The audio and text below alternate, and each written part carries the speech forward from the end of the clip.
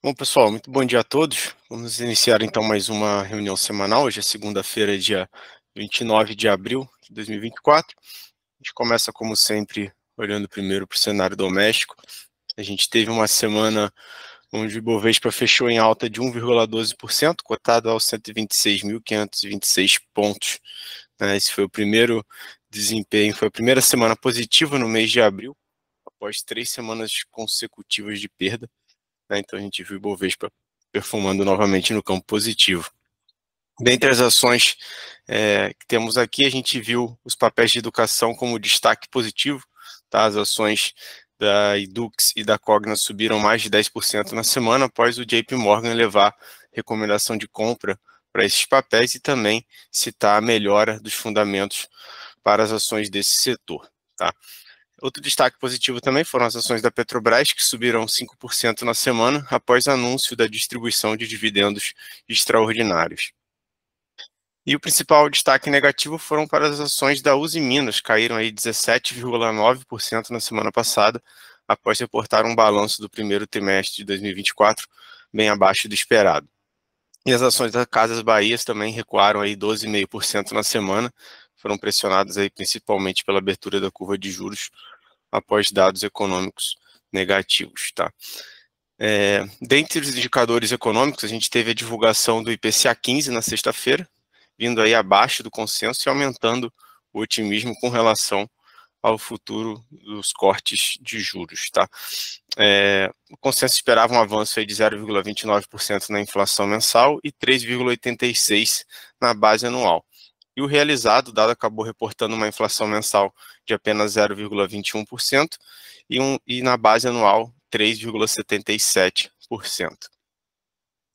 Indo agora para o campo internacional, nos Estados Unidos, o principal destaque da semana foram também dados de inflação. A gente teve dados do PCE sendo divulgado, para quem, só lembrando aqui, o PCE é a principal medida de leitura de inflação pelo Banco Central Americano, e a gente teve também divulgação da prévia do PIB do primeiro TRI de 2024. Bom, o PCL acabou vindo levemente acima da expectativa, veio 2,7% contra 2,6% na base anual.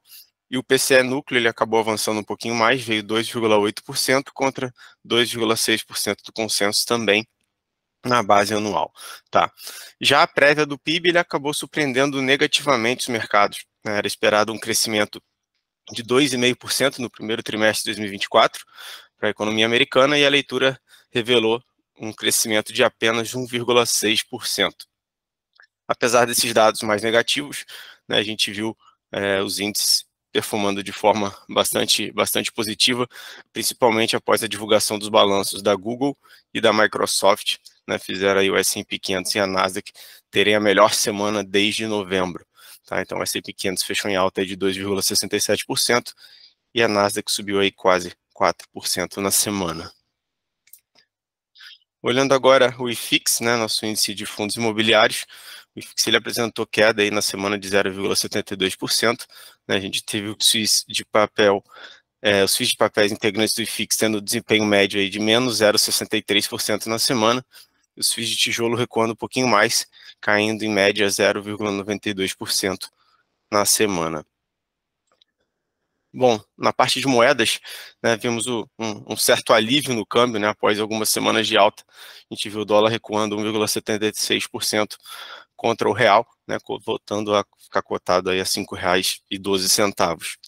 Já o índice DXY, que representa a variação do dólar frente a uma cesta de moedas, fechou a semana basicamente estável, com uma leve queda de 0,02%. E no mundo das criptos, a gente viu o Bitcoin e o Ethereum fechar a semana de forma híbrida, tá? Enquanto a principal criptomoeda do mundo recuou 2,78%, fechou cotado a $63.144, o Ethereum foi na contramão, valorizou 2,46% e fechou acima dos $3.200, tá? Bom, agora para a parte da curva de juros, vou chamar aqui o Rafael Martinelli. Bom dia, Rafa, tudo bem? Bom dia, tudo bem? Bom, vamos lá. Na semana passada, a gente teve uma semana de movimentos mistos aqui na curva, como vocês podem ver aqui na tela, a parte curta da curva fechando, né, apresentando queda, parte intermediária estável e os vértices mais longos abrindo, né, com alta. Isso é o que a gente chama de uma inclinação da curva, né, a curva se inclinando. Quando a gente compara o início da semana com o fechamento da semana, a diferença entre o vértice mais longo, lá que é o 34, com um vértice curtinho, que é o janeiro 26, a gente teve uma mudança aí de 82 pontos no início da semana passada para agora, uma diferença de 103 pontos, né? Então a gente teve uma inclinação aí de aproximadamente 21 pontos, né? Então, mostrando, né, quando isso acontece, mostra preocupação, né? Um cenário relativamente negativo para o mercado de juros, tá bom? Para essa semana, chama atenção aí, acho que o principal evento, né, que a gente tem essa semana é na quarta-feira, que a gente tem o resultado da reunião de política monetária do Fed, tá bom? Lá nos Estados Unidos, né? Então, decisão de juros lá nos Estados Unidos, onde a expectativa é de manutenção, tá? Então, espera-se que não seja mexido ainda nos juros americanos, mantendo ele ali na faixa dos 5,5, onde ele já está há um certo tempo, tá bom? Essa semana não é super quarta, né? Então a gente vai ter só reunião nos Estados Unidos, a reunião aqui do Brasil é semana que vem. Então, Copom, semana que vem, quarta que vem a gente tem Copom, nessa semana a gente tem só Fed, tá bom? Chama atenção, já falando de Copom, que após muitos anos aí, praticamente durante toda a gestão aí do Roberto Campos Neto, a gente tem o mercado com uma expectativa bem variada do que vai acontecer na semana que vem. Por quê? A composição atual do Copom, ela sempre foi muito clara, né? Ó, próxima reunião nós vamos fazer tal coisa, né? E entre a última reunião do Copom e hoje, o mercado ele se deteriorou muito. Então, e no último Copom também ficou ali um comunicado não tão claro. Então, só atualizando vocês sobre as probabilidades de mudança na Selic, né, o que o mercado espera para a Selic na quarta-feira que vem, por incrível que pareça, a maior expectativa é de um corte só de 25. Então, tem uma expectativa aí de aproximadamente 64% no corte de 25%, uma expectativa de aproximadamente 30% no corte de 50% e uma expectativa de aproximadamente 6, 7% na manutenção, ou seja, em nenhum corte, tá bom?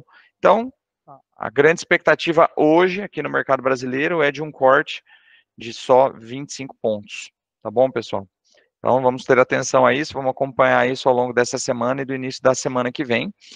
E gosto também de trazer um destaque para as taxas dos títulos do Tesouro, né, que são aí o nosso balizador de taxas na renda fixa brasileira. Então, as taxas seguem subindo. A última vez que eu fiz esse comentário sobre taxas, se não me engano, há 3 semanas ou 4 semanas atrás, a gente estava ali se aproximando nos títulos mais longos IPCA+, a gente estava se aproximando dos 6%. Hoje a gente já tem títulos negociando a IPCA mais 6,08%, tá bom? Então, a gente vai ter 2 semanas agora muito importantes, né, com o comunicado do Fed e o comunicado do Copom na quarta que vem, para entender se a gente está num pico aqui, né, se essas taxas estão num pico ou se ainda tem espaço para elas subirem. Então, para quem está montando uma carteira agora, dinheiro novo, vou comprar, o meu cliente quer se posicionar em tesouro longo, ótima compra, tá? Ótima compra. Não é uma compra ruim, é uma compra muito boa.